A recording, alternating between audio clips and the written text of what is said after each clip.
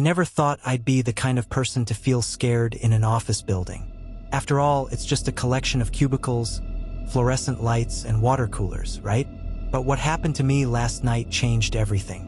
I'm not sure I'll ever be able to step foot in that place again. Started as any other late night at work. Deadlines looming, projects piling up. Nothing unusual for a Tuesday in marketing. Everyone else had gone home, leaving me alone in the dim glow of my computer screen. The open floor plan, usually bustling with chatter and activity, felt eerily quiet. I kept glancing at the clock, convincing myself I'd leave as soon as I wrapped up this one last email. Then, around 10:30, the lights flickered. It wasn't unusual for the building to have power surges. Old wiring, they always said. But this time, the flicker didn't stop. The lights dimmed further, leaving the office in a strange half-darkness. I shrugged it off, trying to focus, but then I heard it. This faint, almost imperceptible scratching sound. At first, I thought it was just the air ducts or maybe some distant maintenance work, but it grew louder. It was as if someone was dragging their fingernails across the walls behind me. I swiveled in my chair, expecting to see a janitor or maybe someone from the night crew. Nothing. My heart pounded a little harder, but I convinced myself I was being paranoid. I'd been working too long, too late. Minutes passed. I tried to focus, but then the computer screen went black. The entire floor went dark, save for the weak emergency lights near the exits. I sat in silence, waiting for the power to come back. That's when I noticed the shadows, long, twisted shapes moving across the room. They darted across the walls, like they were alive, like they were watching me. I stood up, my chair screeching loudly against the floor. "Hello," I called out, my voice shaky. No answer. Suddenly, my phone buzzed. I grabbed it, desperate for a distraction, hoping it was a message from someone else in the building. Instead, it was a text from an unknown number. "Get out." My hands shook as I stared at the screen. Was this some kind of prank? I started typing back, but then another message came through. "He sees you." I felt the blood drain from my face. I looked around, my breath shallow.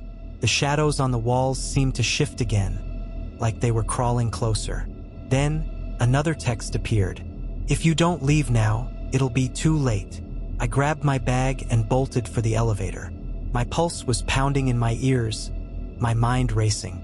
Was someone watching me? Was this a sick joke? The elevator doors slid open, and I rushed inside, hitting the button for the lobby. But instead of descending, the elevator jerked and started going up. No, no, no. I slammed my fist against the buttons, but nothing worked. The elevator kept rising, floor by floor, even though I hadn't pressed any higher levels. When the doors opened, I found myself on the 12th floor. But the 12th floor was under construction. The place was abandoned.